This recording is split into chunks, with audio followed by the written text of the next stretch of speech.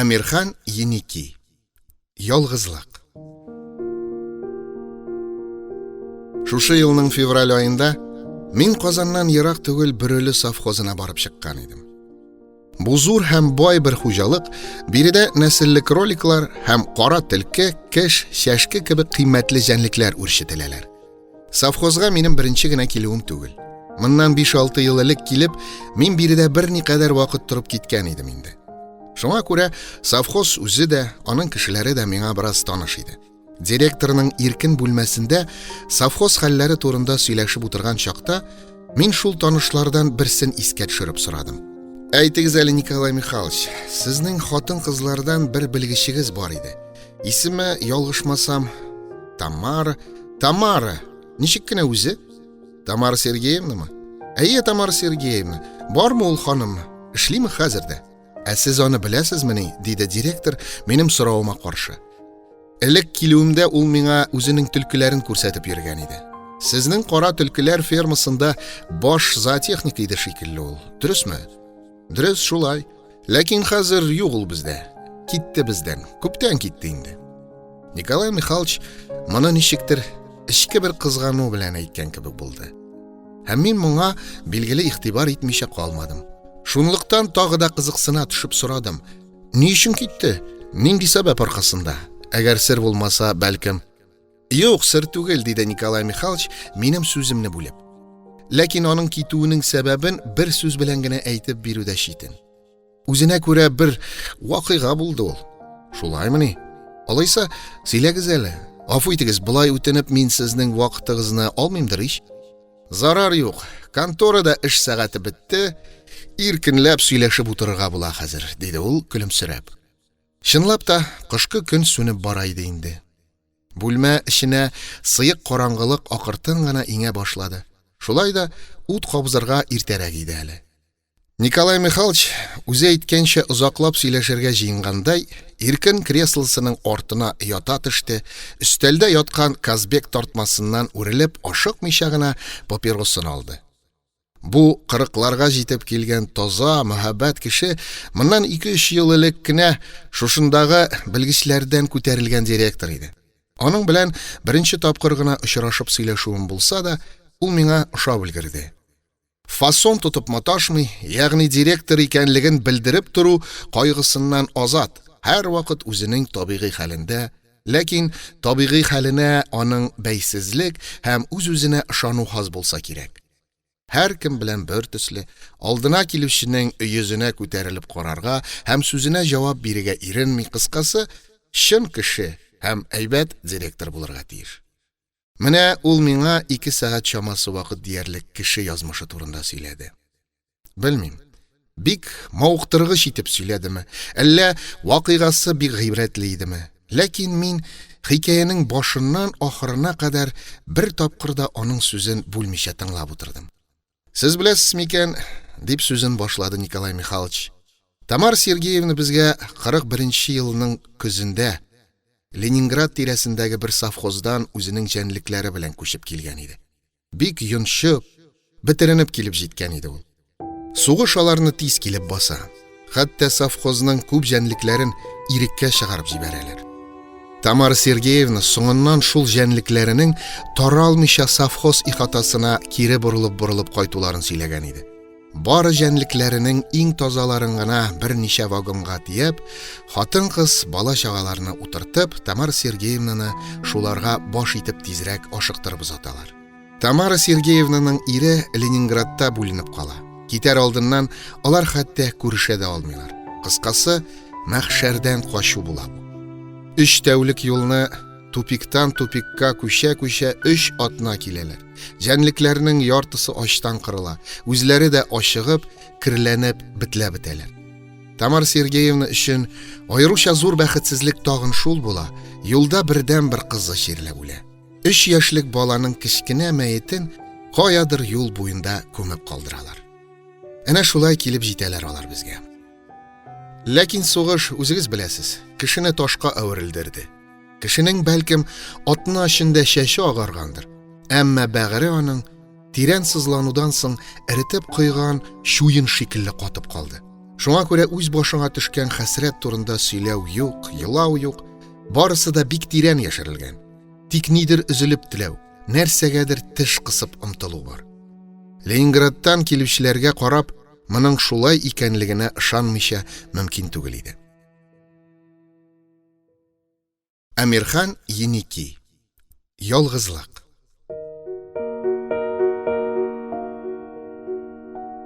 Тамара Сергеевна бездә дә кара төлкеләр фермасында баш зоотехник булып эшли башлады. Аның авторитеты үзе белән бергә үк ияреп килде. Югары белемле, зур хуҗалыкта эшләп тәҗрибә алган яшь белгеч иде ул. Шуның өстенә ул чын-чыннан Ленинград кешесе иде. Ленинградта туып үскән, шунда укыган, шунда тормыш башлаган.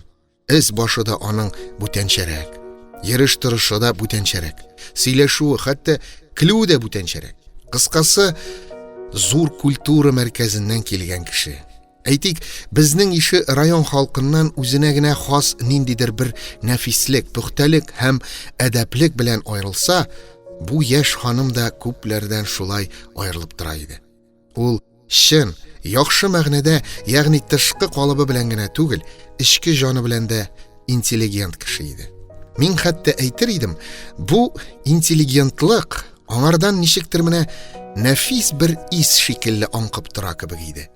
Дөрес, безнең шартларда хуш ис акрынлап бетте. Һәр хәлдә безнең бурыннар сизми башлады.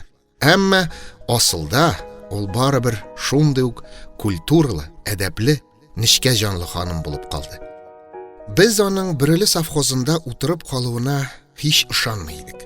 Хәер, ул үзе дә моны яшерми иде. Сугыш кына бетсен ди торган иде ул, вакыт-вакыт тирән көрсенеп һәм артыгын әйтеп торуны кирәк тә санамый иде. Гомумән, ул башта бик аз сөйләшә иде.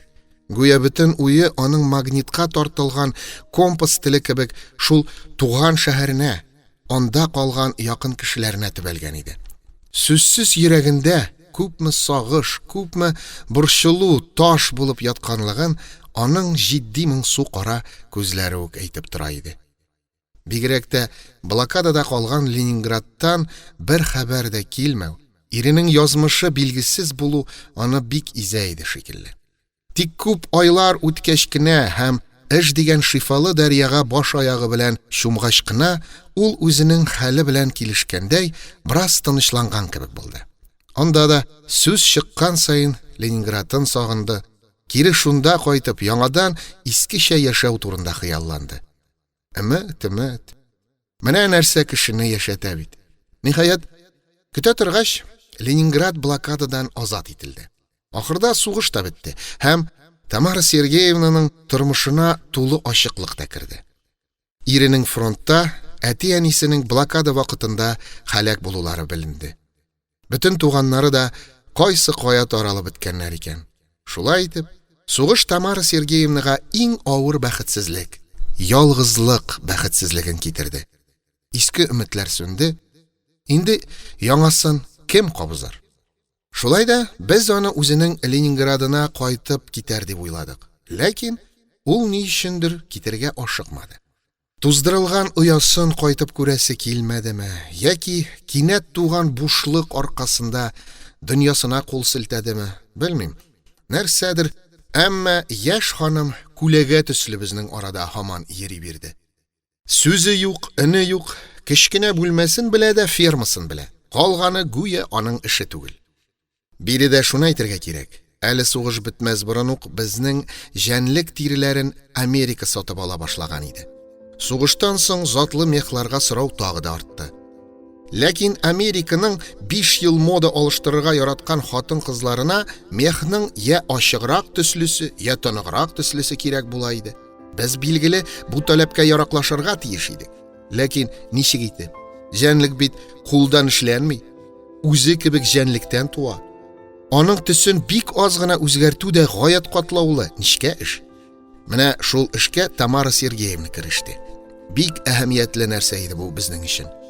Әйтергә кирәк, 1-2 елдан соң Тамара Сергеевна өметле генә нәтиҗәләргә дә иреште. Ягъни аның ихтыяры белән безнең төлкеләр я ачыграк, я тоныграк төсле булып үсә башладылар. Мин биредә бу эшнең махсус якларына керешеп тормыйм. Әгәр кирәксә, анысын соңыннан сөйләрмен. Хәзер тизрәк төп вакыйгага барып җитәсем килә. Билгеле инде, бу зур уңыштан соң Тамара Сергеевнаның дәрәҗәсе тагы да үсте. Кадере дә артты. Бу аның үзенә дә һичшиксез зур юаныч, зур канәгатьләнү китергәндер. Ләкин ул безнең арада оясыз кәккүк шикелле, һаман ялгыз иде. Әмирхан Еники. Ялгызлык. 48 елның җәендә ул ял алып ниһаять Ленинградка кайтып китте.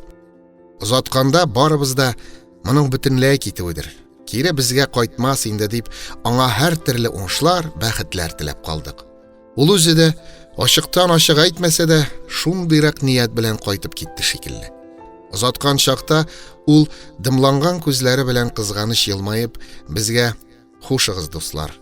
Әгәр күрешмәсәк, яманат белән искә алмагыз" дип китте. Моны инде чынлап та бөтенләйгә саубуллашу дип аңларга кирәк иде. Ләкин ялы тулуга Тамарабыз кире кайтып төшмәсенме? Сез бәлкем ялдан кайтмыйча калырга ярамый бит диярсез. Дөрес, әмма эвакуацияләнгән кешеләргә үзләренең торган җирләренә бер тоткарсыз кайтып китү хокукы бирелгән иде. Шуңа күрә Тамара Сергеевна Ленинградтан кичкенә бер гариза кисәге җибәрсә, шуның белән эше дә бетә иде. Ләкин ул кайтты. Ленинградтан бөрелегә кайтты. Ни өчен? Ни сәбәп? Үзе ул безгә бары "Сездә аяз көннәр күбрәк, шуның өчен кайттым" дигән булды. Асыл сәбәбен төпченеп сорашу әлбәттә читен иде. Берәү дә моңа җөрьәт итмәде. Кайтты һәм яңадан үзенең фермасында, үзенең кыргый сылу тилкеләре арасында эшләп йөри башлады. Айлар үтә, еллар үтә, рәхимсез вакыт кешегә бирелгән гомер йомгагын акрын гына сүтә бара. Тамара Сергеевна безгә килгәндә 26-27 яшьлек нәфис хатын иде. Инде менә 35-кә дә җитеп килә. Кара чәчләрендә сирәк кенә ак җепләр дә күренгәли башлады. Күз төпләрендә вак кына шелтәр дә пәйда булды. Яңак сөяге астына беренче сызык та ятты. Ләкин шулай да ул яшьлек гүзәллекләрен җуеп бетермәгән иде әле. Гәүдәсе һаман шулай җыйнак сылу, хәрәкәт йөреше җиңел, бите чиста, кара күзләре якты, иреннәре тулы, саф. Ләкин барыбер инде ул көзге чәчәк. Тагын бер ничә ел һәм ул сабагында шиңәчәк. Бу әле кешенең ничек дип әйтим, тышкы ягы. Тышкы яктан булган үзгәреше генә, аның эчендә ниндирәк процесс бара. Бу кадәресе тагы да катлаулырак һәм газаплырак түгелме? Менә хәзер мин сезгә аның бездән китүенә сәбәп булган вакыйганы сөйлим. Чыннан да, уйлап карагыз. Гаепле идеме ул? Әгәр гаепле булса, нидән гыйбарәт аның гаебе?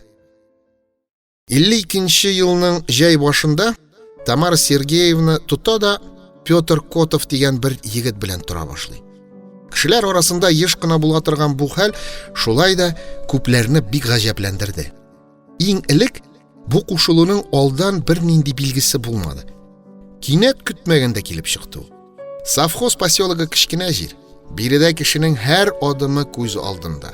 Ялгыз кешеләрнең бер очрашып сөйләшүләре дә хәзер үк халык теленә кирип китә. Тамара Сергеевна эшен шундый шума йөрткән булса кирәк, бары җәйге иртәләрнең берендә ул Петр Котов белән үз квартирасыннан чыгып, поселок урамыннан икәү янәшә атлап киткәч кенә кешеләр ни булганын белделәр. Белделәр һәм хайран калдылар. Ләкин көтелмәгән яңалык булганы өчен генә түгел. Мәсьәлә җитдирәк иде. Кем соң ул Петр Котов? Нәрсәсе белән, нинди кешелек сыйфатлары белән ул Тамара Сергеевнага яраган, аңа тиң була алган? Иң элек шуны әйтергә кирәк. Егет Тамара Сергеевнадан нәкъ 8 яшькә кече иде. Хәер, тол хатыннарның үзләреннән шактый яшьрәк ирләргә тормышка чыгулары очрый торган хәл. Моның ахыры ни белән бетә торгандыр, ләкин һәр хәлдә гаептән саналмый. Бу очракта да чырай сытыбрак булса да килешергә туры килә. Инде егетнең бүтән якларын алып карыйк. Ул безнең ремонт мастерскойында слесарь булып эшли иде. Уртак ул слесарь, Көбрәк фермаларга барып водопровод торбаларын төзәтеп йөри. Белеме шул 5-6 класс тирәсендә булгандыр. Хәер, яхшы кеше һәм итәгатьле ир булыр өчен профессияның әллә ни зур әһәмияте юк. Әмирхан Еники. Ялгызлык. Безнең район җирендә, әйтик, врач кыз белән шофер егетнең өйләнешеп, матур гына торуларын кай чагында күрергә була. Ләкин һәр очракта да бу шулай дип әйтүе читен, әлбәттә. Биредә газетчалап әйткәндә, уңышны тәкъмин иткән нәрсә кушылучыларның аң һәм культура дәрәҗәләре бер тигезрәк булудадыр, ахрысы. Хуш, бу җәһәттән безнең Петя Котов ничегрәк исең? Мисал өчен, Тамара Сергеевна белән янәшә куеп карасак, без аны ниндирәк кыяфәттә һәм сыйфатта күрер идек. Күз алдыгызга китерегез. Кичкырын клуб алдында 25-26 яшьлек чибәр егет басып тора. Өстендә аның кызыл майка өстеннән генә кигән кара пиджак. Тез башлары чыгыбрак торган кара чалбар. Аякларында көрән брезент ботинкалар. Ашыкмыйча гына папиросыннан алкалар җибәрә һәм шабак сагалаган шуртан шикелле кызлар күзәтә. Теләсә кемгә ташланырга тормый ул, сайлап кына дәшә. Простой ферма кызлары белән ире сөйләшә. Аларга ни әйтсә дә ярыйга саный. Ә культурныйрак туташлар белән сүз башлый калса, аларга инде сез үзегез, без үзебез дип сайрарга тотына, бөгелгәләп тә ала. Кулларны да матур гына уйнаткалап куя. Мондый нишкә кыланышларны ул каяндыр утып алырга өлгергән иде инде, күрәсең. Безгә килгәнче урыннан урынга еш кына күчеп йөрүләр аның өчен бушка китмәгән. Күпме азмы шомарган егет. Шулай да кызлар аның тирәсендә үзләрен утка пешүдән курыккандай сак тоталар иде. Иптәшләре арасында Петя бузык яки начар холыклы егетләрдән саналмый иде. Әтәчләнеп, кешеләргә бәйләнеп йөрми, юктан да тавыш куптарга тормый, йодрыгы белән масаймый, теле белән мактанмый, кыскасы, тупаслыкны егетлеккә санап, скандаллар герое булып йөрүчеләрдән түгел иде. Ул хәтта аз сүгенә дә иде. Ә бу әшәкелек бер категория яшьләр арасында шактый таралган шир бит. Бик ачуы килгән чакта гына 4 юллык шигырь әйткәндәй рифмалап сүгенеп җибәрә торган иде. Эшу белән дә артык мавыга иде дип әйтеп булмый аны. Тик получка вакытларында гына салгылы иде. Бусы инде традициягә хөрмәт. Слесарь булсын да получкада эчмәсен имеш. Егетнең максаты нәрсә, нинди интереслар белән яши ул, әйтү читен. Нәрсәгә булса да омтылышын ул бер вакытта да сиздермәде. Гомумән, аз сүзле егет иде ул. Акылын эшләтергә яратмый иде шикелле, карасу шома йөзендә бер ни юк дияр идем. Тик кеше әйткән пустяк сүзгә дә көлеп җибәрергә әзер торгына бар. Сез тагынаны томана, мокыт нәрсә икән дип уйлый күрмәгез. Һич алай түгел. Киресенчә, егеттә минлек тә Аллага шөкер. Кирәк урында үзен тәкәббер тота да белә, кыюлык та җитәрлек, бигрәк тә хатын-кыз тирәсендә. Ә инде берәрсе аңа кагыла калса, егет сүзендә таба, йодрыгында иснәтә белә. Так что бу юаш икән дип бармагыңны авызына тыга күрмә. Ләкин характеры белән ваимсыз, пошыну белмәс, ни барына канәгать булып яшәүче бер кеше иде ул. Андый кешенең тормыштагы кагыйдәсе әйдә ярар. Әмма ул төскә башка бик чибәр егет иде. Урта буйлы, бик төз, җинак тыгыз гәүдәле, көч үзендә яман булырга тиеш, беләкләрендәге таштай мускуллары буын-буын калкып тора, кашлары куе кара, кырфыклары узын, борыны туры, иягеше чыкырлы, әтешләре үлчәп эшләгәндәй тип-тигез дә ап-ак, ялкау гына атлап йөри ул, гүя кеше куәте тамырларына кургашын булып таралган. Менә шундый егет иде безнең Петя Котов. Һәм шушы егет белән хөрмәтле Тамара Сергеевна без ачыктан-ачык тора башлады. Чыннан да хайран калдырырлык һәм уйландырырлык хәл бит бу. Сезне бәлкем ничек итеп алар табышканнар да кушылып киткәннәр дигән сорау борчый торгандыр. Бу кадәресе безнең шартларда читенеш түгел. Мондагы халык барысы да бер җиргә тупланган. Барысы да бер хуҗалыкта эшлиләр. Хәтта топтап йөргән сукмаклары да берү. Шулай булгач, Тамара Сергеевна белән Петяның күптән бер-берсен күреп йөрүләре бик табигый. Аннан Петя еш кына аның фермасына тегене моны төзәтергә барып йөри иде. Ихтимал, шул чакларда карап торырга булай зарарсыз, тыйнак кына күренгән аз сүзле шибәр егет яшь ханымның күңелен җилсетеп куйгандыр. Шуның өстенә мастерскойда эшләүче егетләрнең тулай йорты Тамара Сергеевна торган өйнең күршесендә генә иде.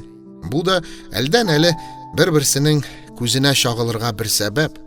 Аннары ничектер юллары туры килеп берничә тапкыр төнлә клубтан да бергә кайталар. Һәм ниһаять егет үз инициативасы беләнме, әллә чакыру буенчамы Тамара Сергеевнаның өенә дә керә. Бер керә, ике керә, һәм озак та үтми шунда торып та кала. Күп кирәкмени, итәгеңә утлы күмер төшсә кабынып китәргә. Сез аңлагыз, күпме еллар ир назы күрмичә яшәгән хатынның хәлен. Я, аның дым эчкән туфрак шикелле сагыш белән тулы йөрәгенә нинди генә орлык төшсә дә, ул тиз генә тамырланып китмәс идемени. Әмирхан Еники. Ялгызлык.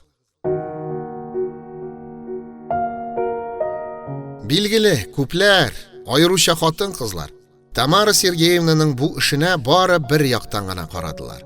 Янәсе, аңа яшь таза ир кирәк булган. Һәм китте шушы какта селәгәй агызып гайбәт чәйнәү. Белмим, хатыннар бәлкем мәсьәләнең бу ягын ничкәрәк аңлый торганнардыр. Ләкин минем өчен, хәер, бер минем өчен генә түгел, Тамара Сергеевнаны якыннан белгән күпләр өчен мәсьәлә тирәнрәк һәм катлаулырак иде. Хәзер дә исемә төшсә ачуым килә. Ир кирәк булган имеш. Әйтегезче, зинһар, кемгә ир кирәкми? Кемгә хатын кирәкми? Кешеләр балигъ булгач та шул турыда уйлый, кайгырта башламыйлармы соң? Тамара Сергеевна гарип хатын түгел бит. Ни өчен һәр кемгә яраган нәрсә аңа ярамый? Ни өчен табигать тарафыннан һәр җан иясенә бирелгән теләктән ул гына мәхрүм булырга тиеш? Ханжалар карашы бу. Киресенчә, гомеренең иң матур чакларын тыл үткәрергә мәҗбүр булган сау-сәламәт хатынның үзенә иш тауып ир белән тора башлауына сөенергә генә кирәк иде. Ләкин кабатлап әйтәм, мәсьәлә тирәнрәк һәм катлаулырак. Ялгызлык. Әйе, ялгызлык. Менә нәрсә минемчә аңлатса кирәк Тамара Сергеевна кичергән тирән йөрәк фаҗигасын. Юк, аңа ир генә түгел, кеше кирәк булган. Дус кирәк булган. Кемнеңдер гел янында булуын теләгән ул. Кемнеңдер аның тормышына кереп урын алуын теләгән ул. Шуның белән кешеләр арасына чыгасы, үзенең бүтәннәр кебек үк ишле парлы булуын күрсәтәсе килгән аның. Бу нәрсә хатыннарга бик хас теләк. Алар кушылган кешеләрен яшереп тутарга яратмыйлар. Һич шиксез, Тамара Сергеевна семья җылысын сагынган. Шул турыда күп хыялланган булырга тиеш. Беләсезме, хатын-кыз йөрәге һәр вакыт кем турында булса да кайгыртып торуны ярата бит ул. Ир дигән кешенең күлмәгенә, төймәгенә тагып бирсә дә юаныч таба ул. Ниһаять, аның яңадан ана буласы килгәндер, бала өмет иткәндер. Һәм һич шик юк ки, ул Тамара Сергеевна мәхәббәттә сусаган йөрәгенең бөтен кайнар дәрте белән егетне яратып киткән булырга тиеш. Бик табигый хисләр, бик аңлаешлы теләкләр ич булар. Ничек шуларны күрмәскә мөмкин ди? Безнең секретарь әйтмешли, просто кабахатство бу.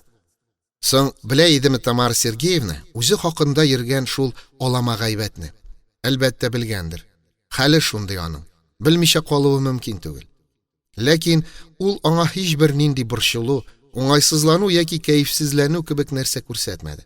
Гүя бер ни юк, бар да нормаль, бар да тәртиптә. Петя Котов белән кешеләр арасына чыгып йөрүдән һич тартынмый иде. Аның белән култыклашып киносына да бара, бакчасына да чыгып утыра. Кайчак бергәләп шәһәргә дә барып кайталар. Әлбәттә, яңа гына кияүгә чыгып, бәхетен тапкан яшь кыз шикелле үзеннән үзе сөенеп, ышанып тору юк аңарда. Ул тыныч, ул басынкы, ул үзен күптәнге ир хатыны кебек тота. Һәм аның Петяга булган мөнәсәбәтендә егетне үзенә чын ир, якын кеше итеп күрсәтергә тырышуы сизелә иде. Ул бераз ябыга, суырыла төште. Күз төпләре уелып, моңсу тыныч карый торган күзләре зурайган кебек булды. Акыллы йөзендә аның нидер көтүне чагылдырган бер дә югалмас җиддилек күренә иде. Ләкин ничек кенә булмасын, әмма аларга караган сайын ихтыярсыздан күңелне бер сорау борчый иде. Ничек итеп Тамара Сергеевна бу Петяны үзенә тиң итә алды икән? Нәрсә уйлап ул аның белән тормыш итә башлады икән? Үзе белән егет арасында никадәр тирән чокыр ятканлыгын, егетнең бер ягы белән дә үзенә лаек булмаганлыгын ничек күрмәде икән? Юк, күргән булырга тиеш. Һич шиксез күргән булырга тиеш.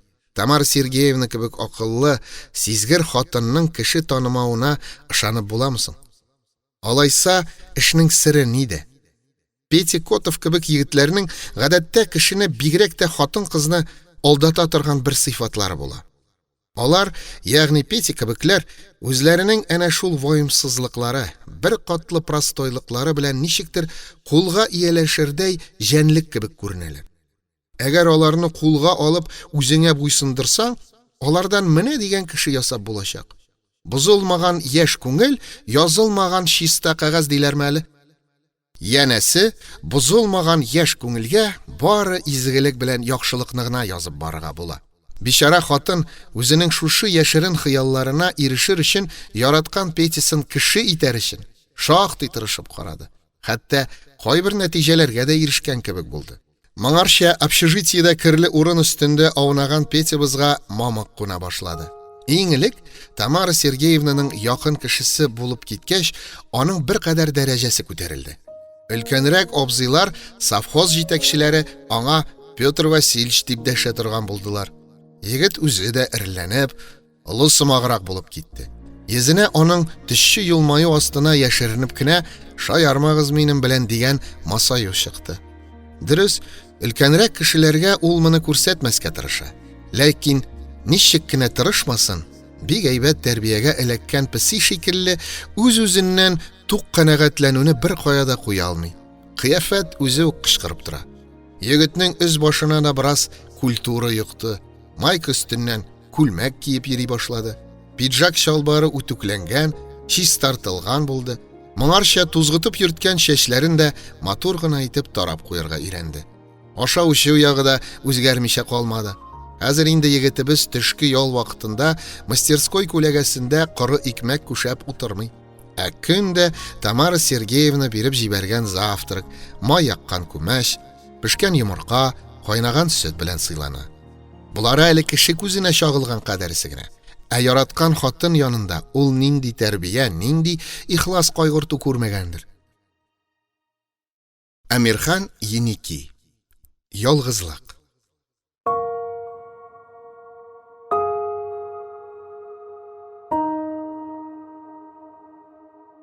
Шулай дус кеше. Ләкин кызганычка каршы бу үзгәрешләр бары тышкы яктан гына иде шул. Ходай егеткә күктән көткән бәхетне җирдән табып бирде. Инде аңа шул бәхетенә ике куллап ябышырга, Ходаем кире ала күрмә дип ялварып кына торырга кирәк иде. Тамара Сергеевна кебек кешене бит ул көндез чыра яндырып эзләсә дә яңадан табачак түгел. Ләкин Петя дурак. Өстенә ауган бу бәхетнең әһәмиятен дә аңламый. Кадерен дә белми иде булса кирәк. Чөнки ул үзенең характер белән дә, гадәтләре белән дә һич үзгәрмәде диярлек. Элеккечә ваемсыз, мәнсез ул, аның өчен үгез үлсә ит, арба ватылса утын, һаман шул әйдә ярар дигән принцип белән селкенеп йөрүче кеше булып кала бирде. Тамара Сергеевна белән кушылуына ул чираттагы җиңү һәм вакытлы бер эш итеп карады. Гәрчә шундый дәрәҗәле, матур, интеллигент хатынның аны тиң итүенә борынын күтәрсә дә, бу бары, күрдегезме, мин кемне эләктердем дип мактанудан гына гыйбарәт иде. Шуңа күрә бичара хатынга тиешле хөрмәт тә юк, аның кем икәнен аңлау да юк, аның яхшы исемен, абруен сакларга тырышу да юк. Ул гынамы әле. Менә Петя иртәнчәк мастерскойга килә. Сүлпән генә эшкә тотына, йокысы калгандай киерелә, сузыла, әледән әле яңак сөякләре шытырдаганчы исни. Беләсез инде, Мондый чакта яшьләрдән кайберәүләр Петяның үз эшләре шаяртырга яраталар. Бер дә тарсынмыйча, ничегрәк соң? Алайракмы, былайракмы дигән төсле күңелдән уйларга да уят сораулар бирәләр. Петя нишли шул чакта? Берәү булса, кызыксынучыларның авызларын мәңге ачылмаслык итеп томалар иде. Ул ишәк. Тегеләрнең әйткәннәрен раслагандай, мәгънәле төши итеп елмая, бик туры китереп әйткәнне ишетсә, черти дигән булып башын гына чайкап куя. Бүтән бәла шунда, минемчә, Петя Котов гомумән интим мөнәсәбәтнең никадәр изге яшерен булырга тиешлеген, якын кешеңнең намусын, чисталыгын саклау белән бәйләнгән булуын аңлаудан ерак тора иде. Һәм аның ана шулай үз эшләренең пычрак шаяртуларына кинәнүен күргәннән соң, Тамара Сергеевна очрый калса, аңа каравы әллә ничек авыр да, уңайсыз да булып китә иде. Бишара хатын өчен шиметтереп күңел әрни. Шул ук вакытта аңа ачу да килә иде. Ихтиярсыздан әлеге гайбәтчеләр сүзе күңелгә килмичә калмый иде. Тамара Сергеевна горур хатын һаман элеккечә башын төкә тотып, иренен кысып йөри бирә. Гүя бер кемдә бер нәрсәдә дә эше юк, бары фермасында өен, кара төлкеләрен дә Петясын гына белә. Хәтта мин әйтер идем, аның горурлыгы соңгы вакытларда көчәя төште. Әйтерсең, горурлык аның өчен һәр төрле начар сүз, яман карашлардан саклый торган бердән-бер калкан иде. Әмма шулай да бу акыллы хатынның җаны тыныч булмаска тиеш иде. Ул әллә егетнең ни уйлап масаюын, аңа үзеннән 8 яшькә олы хатынга ничегрәк каравын, ниһаять, аның иң кадерле, иң яшерен хисләрен ятларга фаш итүен сизмәгәндер дисезме? Юк, сизгәндер. Петя аның өчен табышмак түгел ич. Һәм горур ханымга вакыт-вакыт бик хурланырга да, әрнеп сыкранырга да туры килгәндер, әлбәттә. Ләкин ниләр генә кичермәсен, бөтенесендә ул бердән үзенең әнә шул горурлыгы, икенчедән яшерен өмете белән җиңәргә тырышты булса кирәк. Әйе, бик гаҗәп иде булар барысы да безнең өчен. Әмма вакыйга үзе ахырда бу сәер төенне шишеп бирде безгә. Сүз бит Тамара Сергеевнаның ни өчен бездән китүе турында башланган иде. Тыңлагыз, бу аяныч вакыйганың соңы бик гыйбрәтле. Шул елның көзендә алар Тамара белән Петя җәй башында кушылганнар иде. Бер механикны Ленинградка 6 айлык курсларга җибәрергә кушып, безгә главтан язу килгән иде. Менә шул хәбәрне ишеткәч тә, Тамара Сергеевна тиз үк директорга килеп җитте. Ул бик үтенеп директордан курска Петр Котовны җибәрүен сорый башлады. Директор коры гына карарбыз дию белән генә шикләнгәч, ул парткомга да кирип сөйләште. Аңардан ни өчен ул хәтле Петяны җибәрәсегез килә дип сорагач, Тамара Сергеевна мескен хәтта уңайсызланып та калды.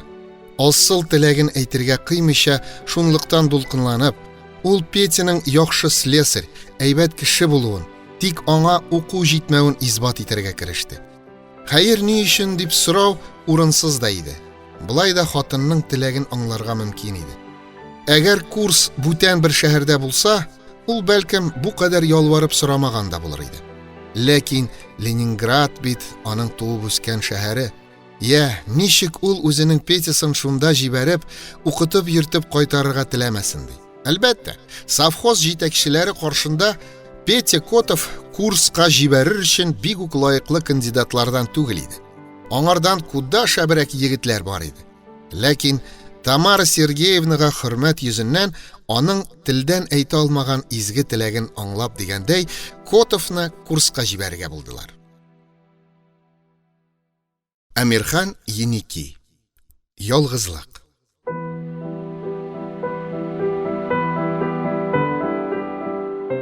Китәр көннәр якынлашкач, Петя мастерскойдагы иптәшләре алдында былай дип мактана икән. Беләсезме, егетләр, минем Тамара миңа целый список төзеп бирде. Менә имеш син, дустым, шуларның барысын да күреп кайтырга тиешсең.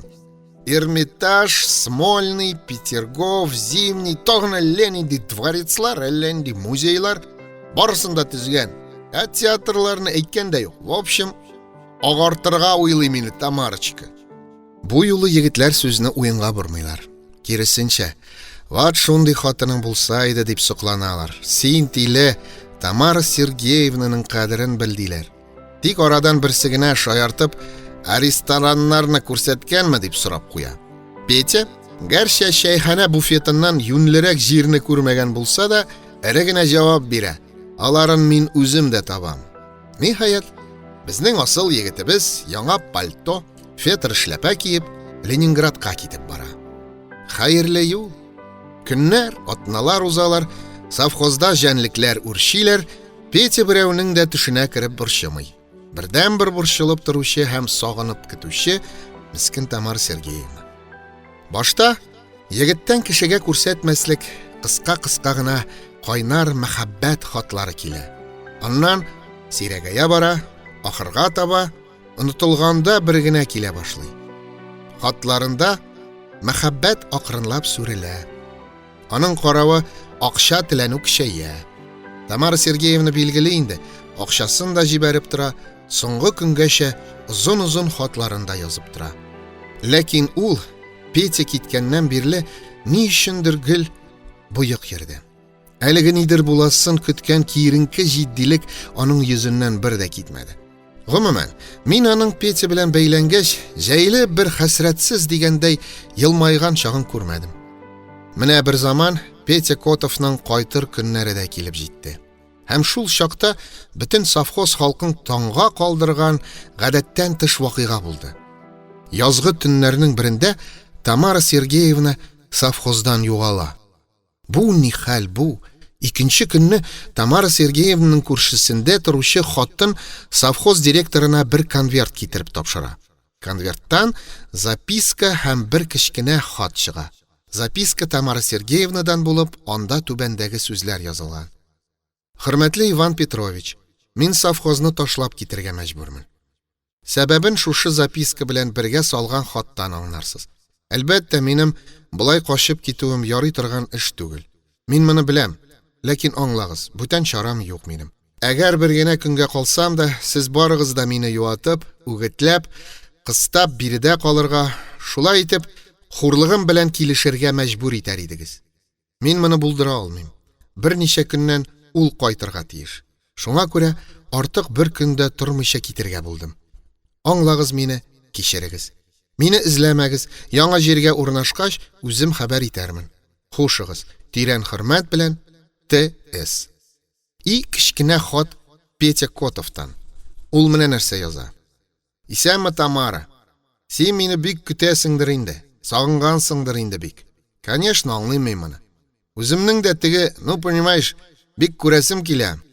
Вот нәрсә, Тамара, син ачуланма миңа. Мин ялгыз кайтмыйм бит. То есть, иләнеп кайтам. Яраттым бит бер җирән шайтанны. Конечно, моны белү сиңа авыр булыр. Ничего, дөньяда ир бетмәс. Без бит синең белән булай, шаярып кына дигәндәй тордык. Ә миңа чынлап иләнергә вакыт. Так что син ачуланма, и безнең араны üzülгәнгә сана. Конечно, мин сине онытмам, мин хәзер бүтәнне яратам. Кем икәнен әйтмим, кайткач үзең күрерсең. Менә шул.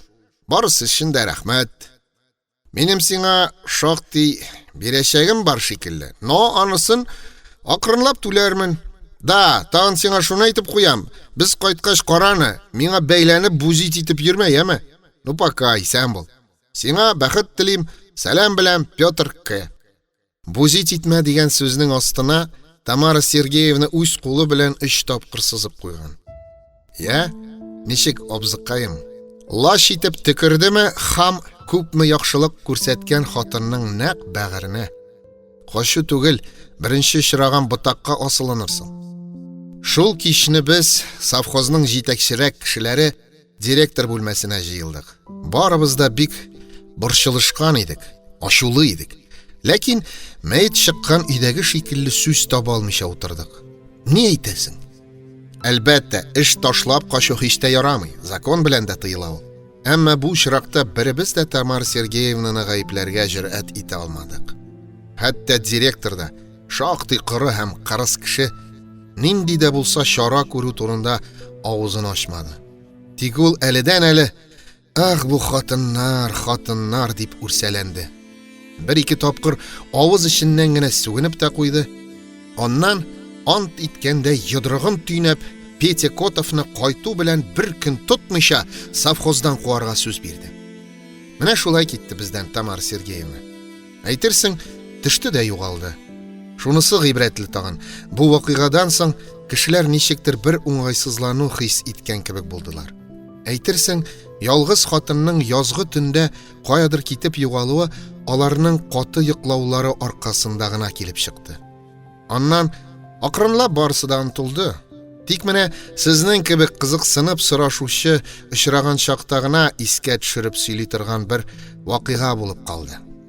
Николай Михайлович сүзеннән туктады. Һәм без караңгы иңгән бүлмәдә озак кына тын калып утырдык.